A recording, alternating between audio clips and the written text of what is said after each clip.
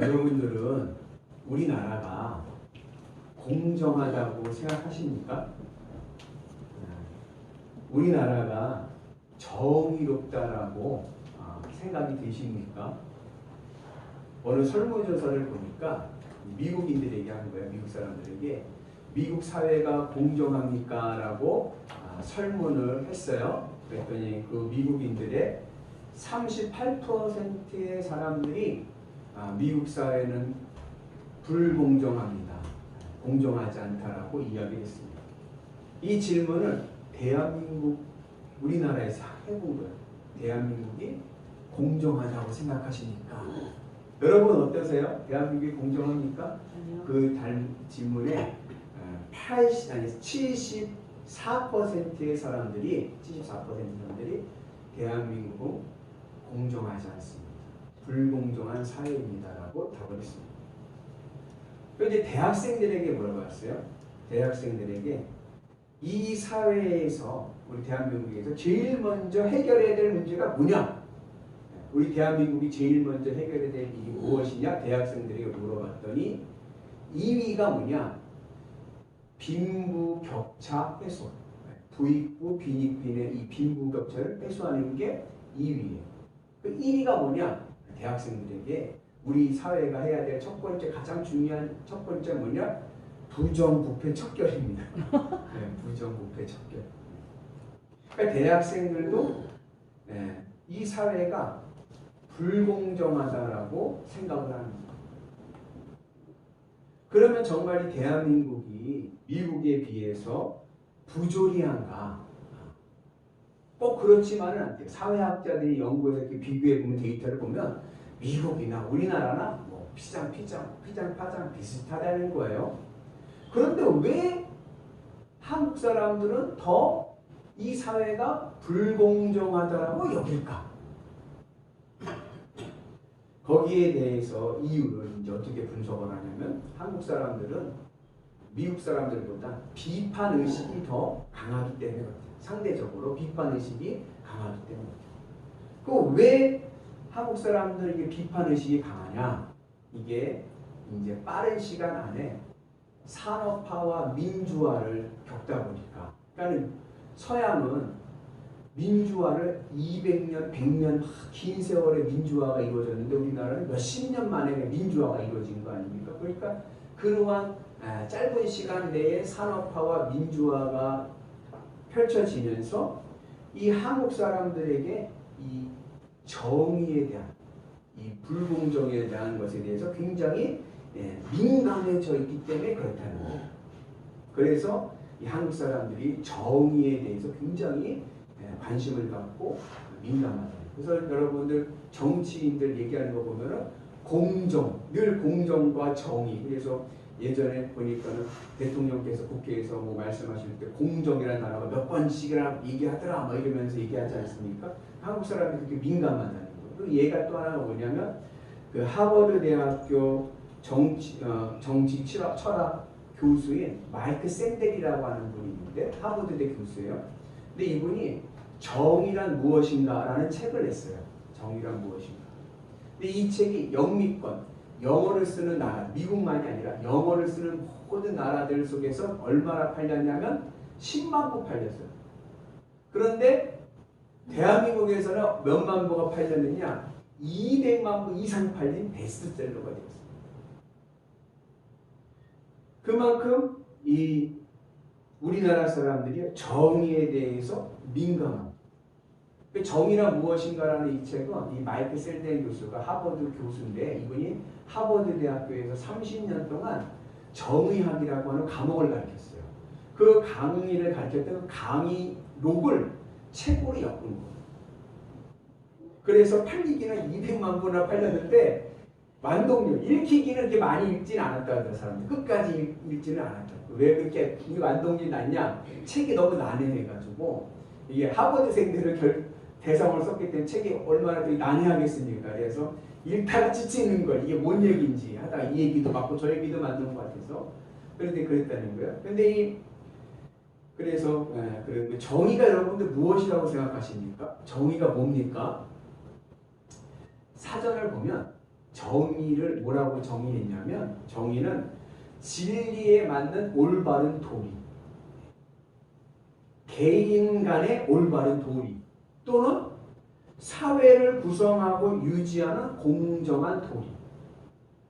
그러니까 정의라는 것이 뭐냐? 정의는 올바른 도리, 공정한 도리가 정의라는 거예요. 그러면서 이 샌델 교수가 이 정의에 대해서 그의 책에서 이 세상에서 말하는 정의에 대해서 세 가지로 정의를 합니다. 그러니까 정의가 뭐냐? 첫 번째는 이 정의를 공리주의적인 입장에서 얘기해요. 공리주의자들이 말하는 정의가 있어요. 공리주의자들이 말하는 정의는 뭐냐? 최대 다수의 뭐죠? 최대 다수의 최대 행복. 이게 정의라는 거예요. 인간은 왜 사느냐? 왜 살아요? 행복하기 위해 사는 거예요. 행복. 근데 이 행복은 언제 느껴집니까? 이 행복은 쾌락. 내 기쁨이 내 고통보다 클 때 느끼는 거예요. 그렇죠? 고통보다 쾌락이 높을 때 행복감을 느끼잖아요. 그래서 최대 다수의 많은 사람들이 행복을 누리는 사회, 그 사회가 정의로운 사회예요. 그래서 다수의 행복을 위해서라면 소수의 행복은 제한되어도 괜찮습니다. 그 요즘에 코로나 백신 맞잖아요. 우리 일부 예배드리는데 우리 망양 우리 집사님들이 걱정이 다음 주에 코로나 맞는데 걱정되는 거예요. 왜요? 부작용 때문에. 그렇죠? 근데 사람들이 부작용을 막 걱정하는데 국가에서는 어떻게 해요? 코로나 주사 맞으라고 그러는 거예요. 왜요?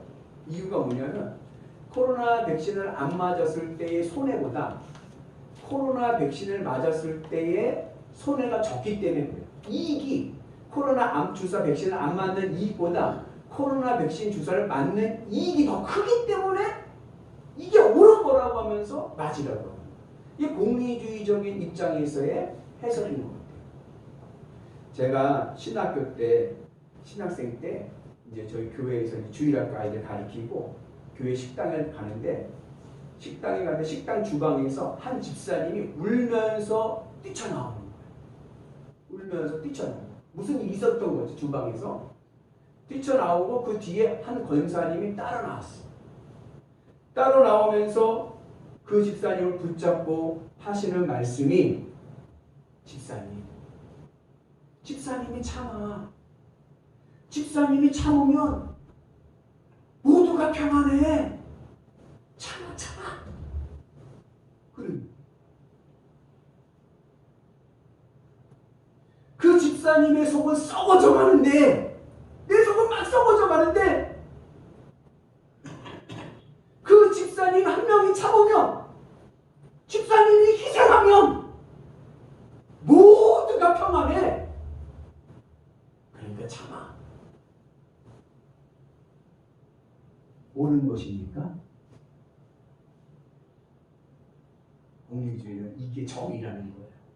한 사람의 희생으로 최대 다수의 최대 행복, 이게 정의다. 그래서 이 공리주의자들이 하는 흔한 예가 하나 있어요. 자기네들의 논리가 맞다는 예가 뭐냐? 자, 여러분들이 기차의 기관사입니다. 기차를 끌고 가는 거예요. 기차 기관사인데 끌고 이제 가던 길을 철로를 따라 내 가는 길을 가는데 브레이크가 고장이 났습니다. 차를 멈출 수가 없어요. 근데 앞에 보니까는 인부 5명이 일어나고 있습니다. 그냥 가다가는 인부 5명이 다 죽어요. 근데 그때 마침 철길이 옆으로 옮길 수 있는 길이 하나 연결되어 있어요. 그 길로 방향을 틀면 그 철길에는 한 명의 인부가 일하고 있습니다. 여러분들은 어떻게 하시겠습니까? 가던 길을 가겠습니까? 아니면 철로를 옮기겠습니까? 철길을 갈아타고 우회하시겠습니까? 우리 한용훈 오늘 기도하셨으니까 어떻게 하실 것 같아요? 옮길 것 같습니다. 옮길 것 같아요. 왜요? 적은 사람의 희생이 그 신병에 갔을 때 마음 있는 거가 적혀지는 것 같아요. 이게 공리주의가 말하는 정의예요. 그래. 한 명의 희생으로 다섯이 살았잖아. 이게 정의야. 최대의 다수의 최대인 거. 근데 이 공리주의가 말하는 정의의 딜레마가 있어요. 그게 뭐냐? 죄송합니다. 사심이 있는 건 아니 그냥 누가 물어보게요. 근데 내가 그래도 철로로 옮기려고 했어요. 근데 거기에 있는 그 한 사람이 민욱이야. 어떻게 하시겠습니까? 가던 길을 가시겠습니까? 아니면 그 5명을 살리기 위해서 우회하시겠습니까?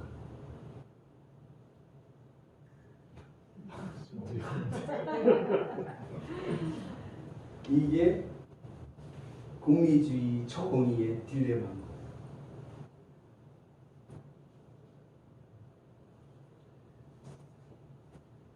공리주의자들은 최대의 다수의 최대 행복, 많은 사람이 행복하기 위해서 소수는 제한해, 제소수의 행복은 제한해도 된다.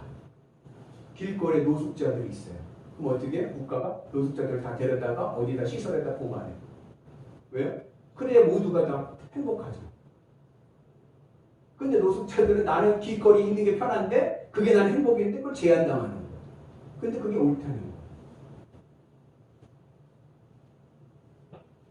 1884년 7월 5일 날 영국에서 오스트리아로 가는 미니오넷이라고 하는 배가 있었어요. 근데 이 배가 희망봉 앞바다에서 난파를 당합니다. 배가 난파가 당했는데 그때 다행히 4명의 선원들이 구명보트를 탔어요. 한 명의 선원과 3명의 선장과 3명의 선원이 탔는데 이 3명 중에 2명은 선원인데 이 3명, 선장과 2명의 선원은 예전부터 오랫동안 손발을 맞춰왔던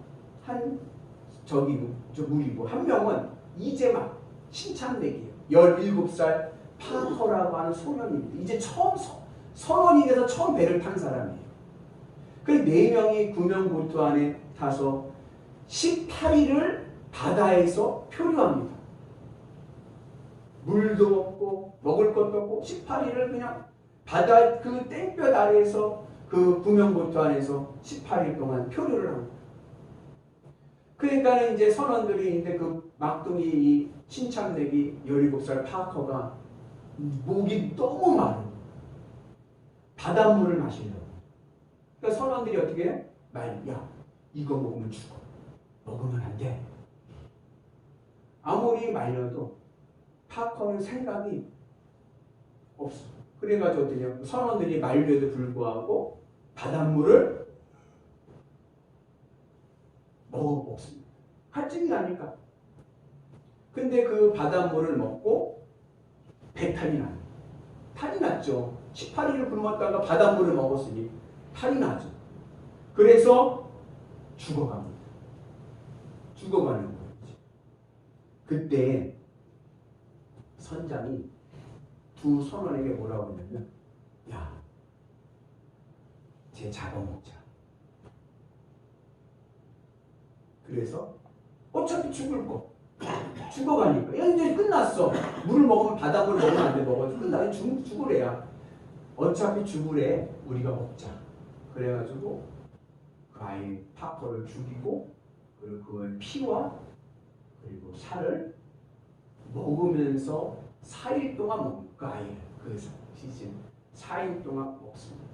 그리고 4일을 더 표류하다가 다행히 독일 선박의 구조를 받습니다.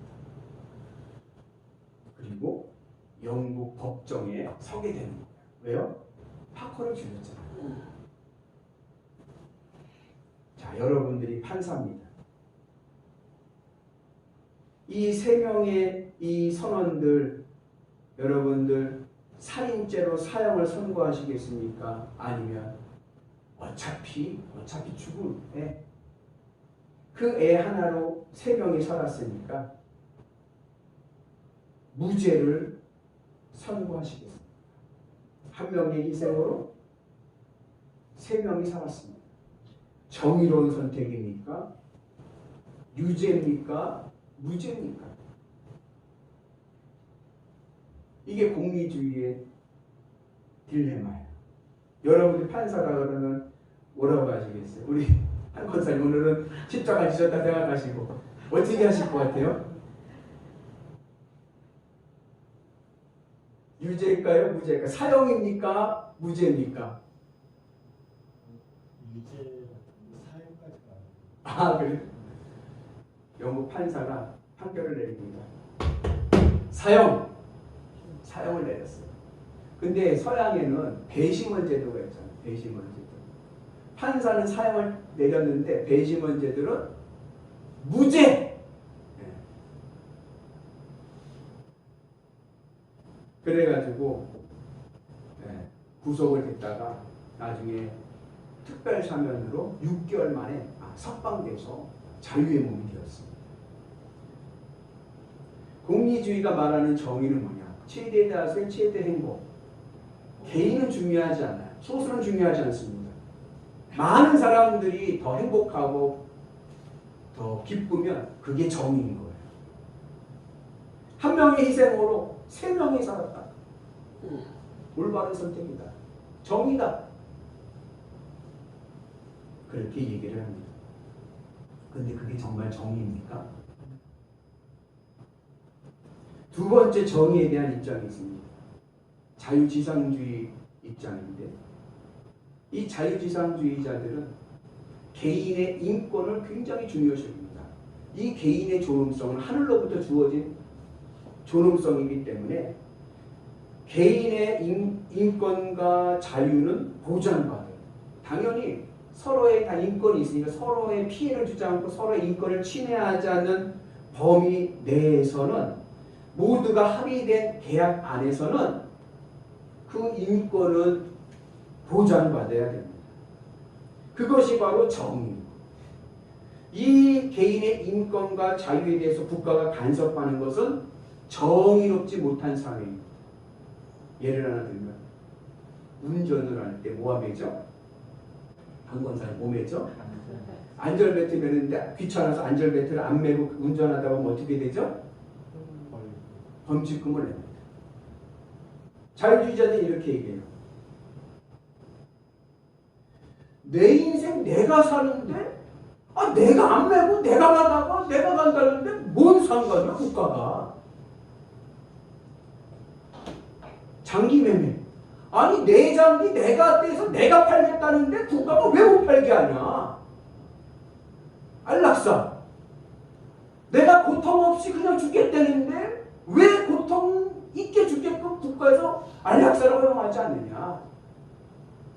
정의롭지가 않아요. 개인의 인권과 개인의 자유가 보장된 것이 정의다. 내가 남에게 피해 주지 않고 내가 하겠다는데 내 인생 내가 살겠다는데 왜 국가가 그것을 관여하고 간섭하고 못하게 하느냐. 그렇게 이야기합니다. 요즘에 이슈가 동성애인데 동성애자들의 인권을 존중하고 동성애를 허용하는 것이 정의로운 사회입니까? 아니면 동성애를 막는 것이 정의로운 사회입니까? 기독교 입장에서는 동성애는 죄예요. 동성애는 하면 안 됩니다.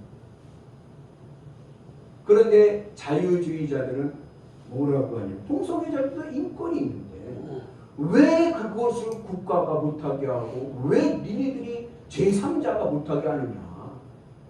그렇게 이야기를 합니다. 그래서 이 자유주의자들이 정의를 얘기해서 뭐가 정의냐? 인권을 보장해주고 자유를 보장해주는 정의가 뭐냐? 그게 이제 무지의 장막이라는 얘기예요. 무지의 장막이라는 것은 뭐냐? 이 장막 안에 텐트 안에 다 들어가는 거예요. 우리가 다 들어가는데 어떻게 들어가냐면 다 계급장 떼고 들어가는 거예요. 계급장 떼고 내가 남자인지 여자인지 몰라요. 내가 흑인인지 백인인지 몰라요. 내가 가난한 사람인지 부자인지도 몰라요. 내가 뭔지를 몰라. 무지해. 내가 어떠한 존재인지 모르는 상태에서 들어가서 거기서 서로가 합의된 내용이 정의라는 거예요. 예를 들자면 내가 백인이라는 것을 알아요. 내가 백인이야. 그러니까 무지의 장막 안에 들어갔는데 어떤 말이 나왔냐면은 흑인을 백인의 노예로 삼읍시다. 이런 의견이 나왔어요. 그러면 내가 백인이라는 것을 알아요. 그럼 나는 찬성표를 던질까요? 반대표를 던질까요? 찬성하겠죠. 나의 이득이 되니까. 그런데 만약에 내가 백인인지 흑인인지 몰라. 그 상황에서 흑인을 백인의 노예로 삼읍시다 하면 찬성표를 던질까요? 못 던질까요? 못 던지죠. 내가 나와보는데 내가 흑인일 수도 있는데. 부자에게 세금을 더 내서 가난한 사람들 도웁시다. 이런 의견이 나왔어요.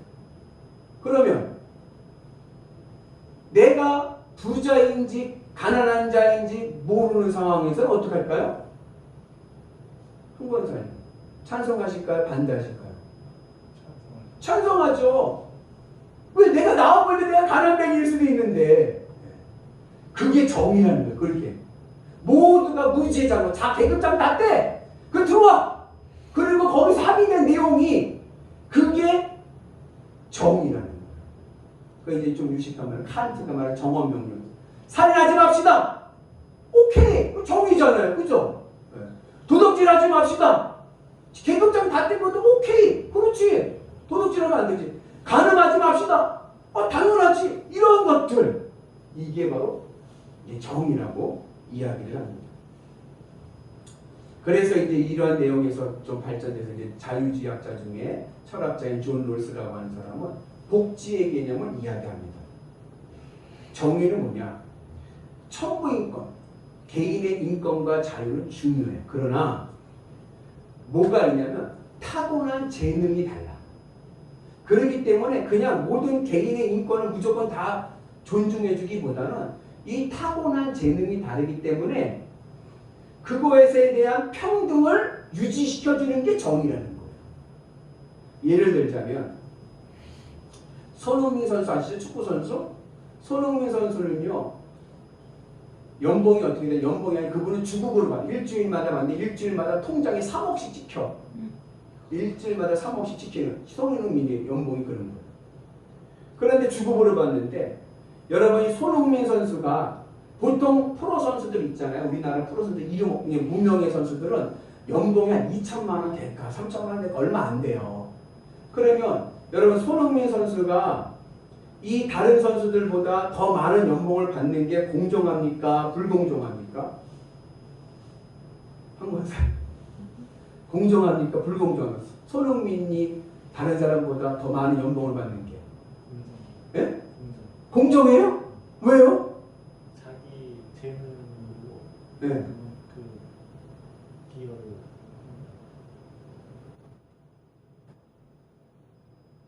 존 롤스의 말이 이런 거예요. 노력은 누구나 해.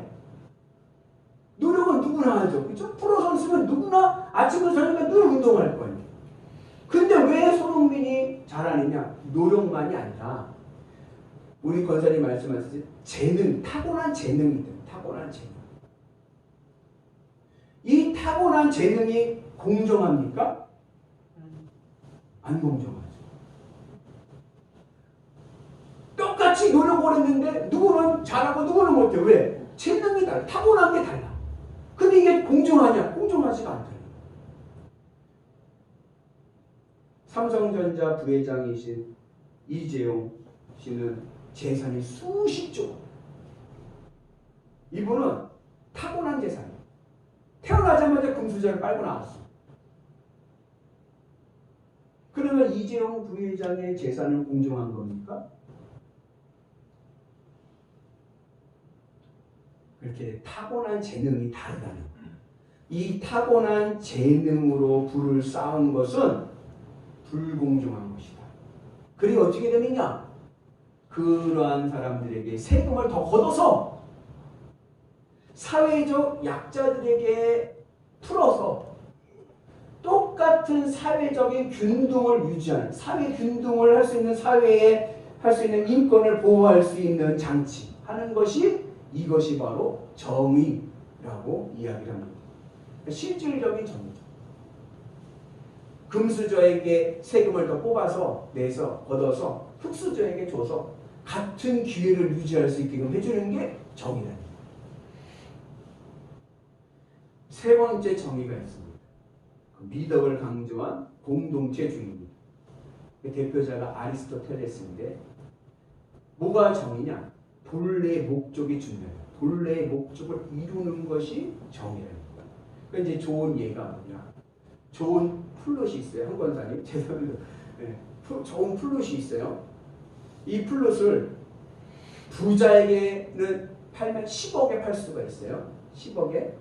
그러면은 권사님은 이 플롯을 부자에게 10억에 팔겠습니까? 아니면은 플롯 연주자에게 선물하시겠어요? 네? 10억에 팔. 공동체주의자 보면 우리 황 권사님은 정의롭지 못합니다. 왜? 목적이 중요해. 플롯의 목적이 뭐냐? 플롯의 목적은 뭐예요? 아름다운 소리를.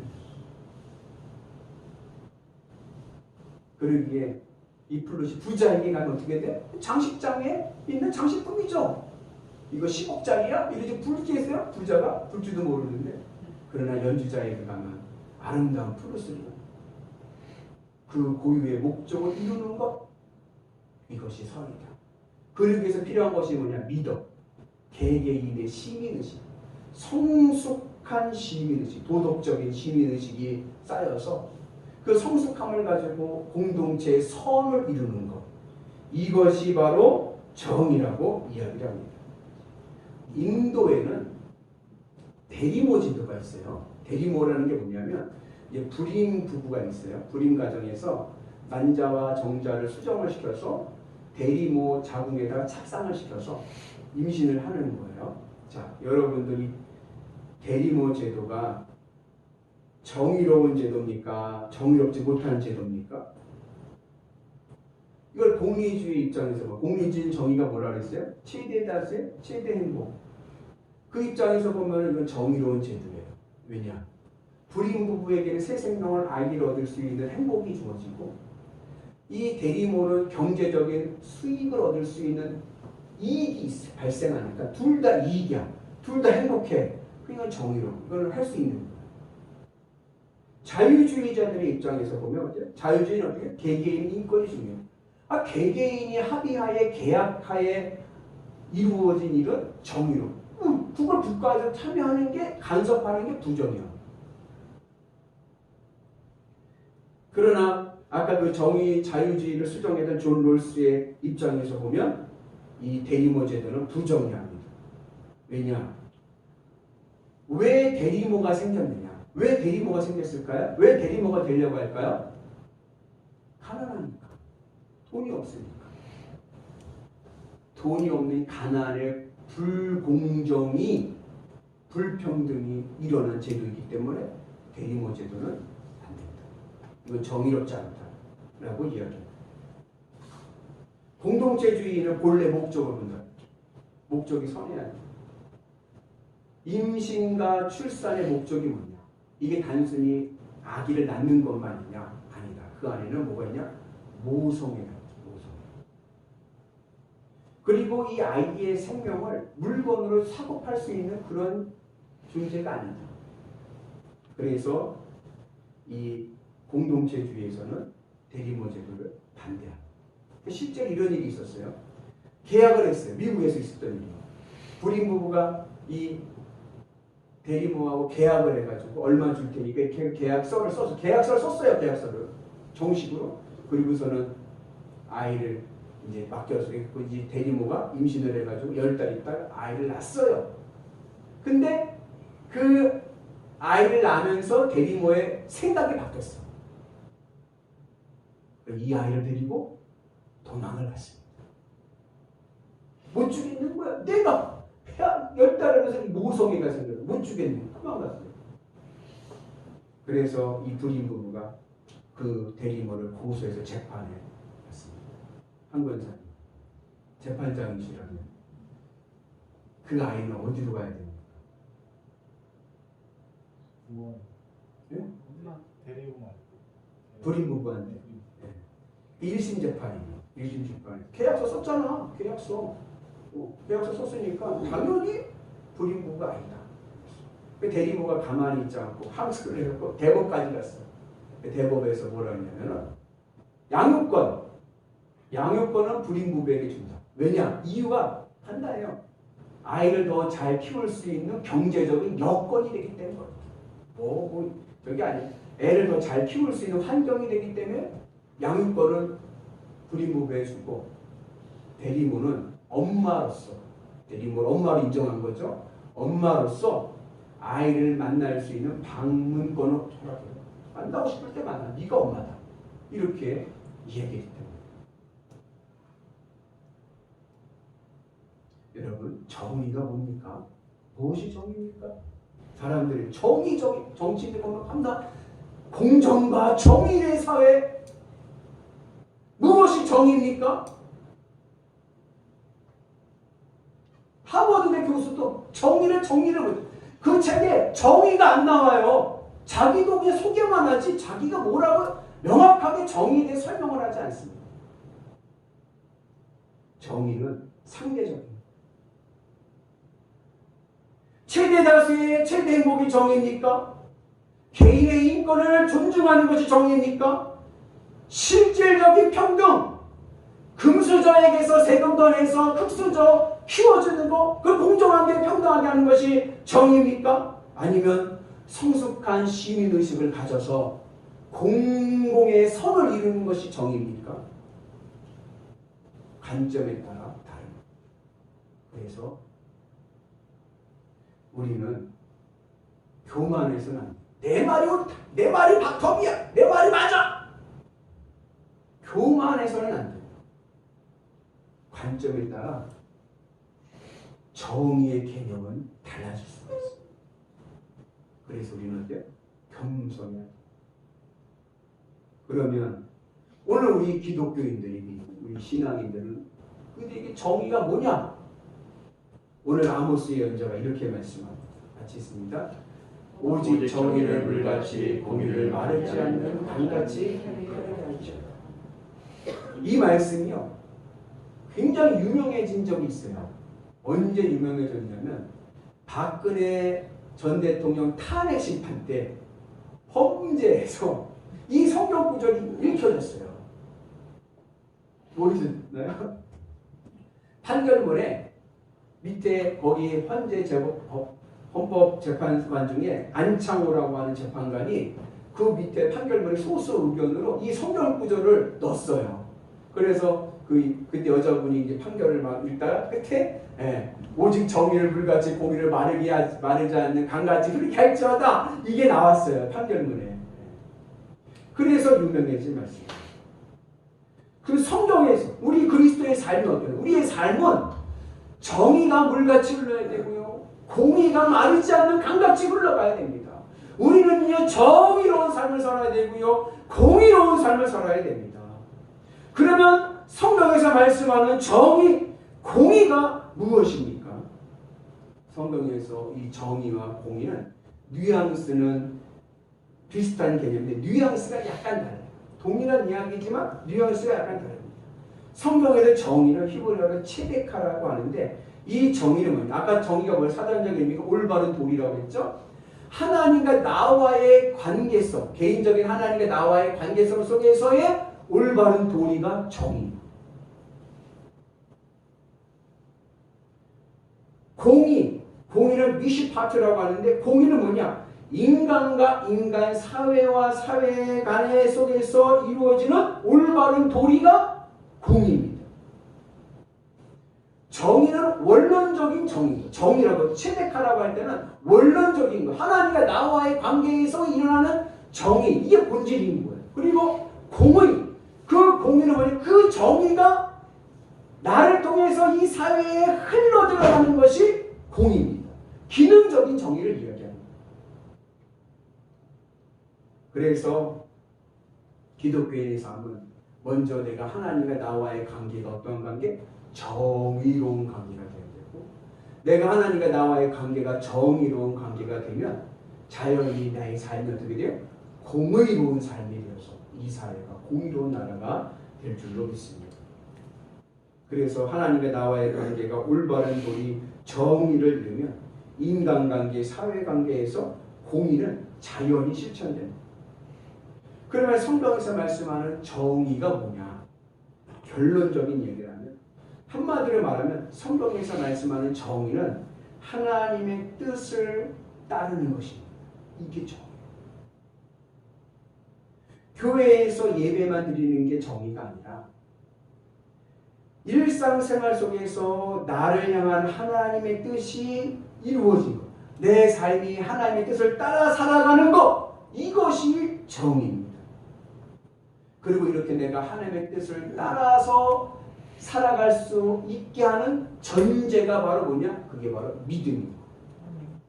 믿음이라는 말은 그래도 신조, 내 심장을 하나님께 바치는 것, 내 마음을 하나님께 바쳐서 내 마음의 기쁨과 만족과 행복의 이유가 하나님이 되는 것이 믿음입니다. 그렇게 내가 하나님을 믿음으로, 예수님을 믿음으로 내 마음이 하나님으로 기쁘고 예수님으로 만족하고 행복하고 하나님과 예수님으로 더 이상 바랄 것이 없는 그러한 상태가 될 때에 무슨 일이 일어나느냐? 하나님께서 하나님의 뜻을 내 마음에 심어주시는 거예요. 그 내 안에 그 하나님의 뜻을 이루고자 하는 비전이 생기고 그 뜻을 이루고자 하는 소망이 생깁니다. 그래서 하나님의 뜻을 이루어가는 삶이 바로 정의입니다. 그리고 내가 하나님의 뜻을 이루고 있는지를 확인할 수 있는 장치가 말씀입니다. 내가 지금 하나님의 뜻을 이루고 있는가? 내가 정의로운 삶을 살고 있는가? 어떻게 확인을 합니까? 어떻게 체크합니까? 내가 지금 말씀 안에 있는가? 그리고 그렇게 내가 말씀 안에 있으면서 내가 가정을 섬기고 교회를 섬기고 일터를 섬겨갈 때 그 공동체가 어떤 공동체가 돼요? 정의롭고 공의로운 공동체가 돼요. 그래서 한마디로 얘기하면 정의는 뭐냐? 하나님이 나를 다스리시는 것. 하나님이 이 사회를, 이 땅을 다스리셔서 하나님의 뜻을 이루어 가시는 것이 바로 정의로운 삶. 그래서 기독교의 정의는 민주주의가 아니라 신정주의인 것. 하나님이 다스리시는 세상, 하나님이 주인이 되시는 세상, 하나님의 말씀으로 살아가는 세상이 정의롭고 공의로운 세상입니다. 아멘. 조금 시간이 갔지만 지지난주에 있었던 일을 한번 말씀드리면, 지지난주에 어떤 일이 있었냐면 어느 집사님이 우리 교회로 왔어요. 상담, 저 신앙 상담을 한다고 왔어요. 모르는 분이에요. 이사 온 지 얼마 안 됐어요. 그러시냐고 그래서 앉았어요. 목양실에 앉아서 그분이 저한테 대뜸하는 말씀이 뭐냐면, 목사님 인사도 안 했어요. 뭐 통성명도 안 한 거예요. 앉자마자 저한테 딱 물어보는 게 뭐냐, 목사님 동성애가 죄입니까 아닙니까? 그러는 거예요. 앉자마자. 그래서 제가 동성애는 죄죠. 성경에 얘기하잖아요. 성경이 말씀이 얘기하잖아요. 그때 두 번째 질문이, 아 그래요? 그 목사님 그러면 정광훈 목사님에 대해서는 어떻게 생각하세요? 저는 그분을 잘 모르는데요. 왜요? 그분이 태국기 부대잖아요. 그러니까 정광훈 목사님, 그 저는 그분이 어떤 분인지 난 정확히 모르지만, 하여튼간 나는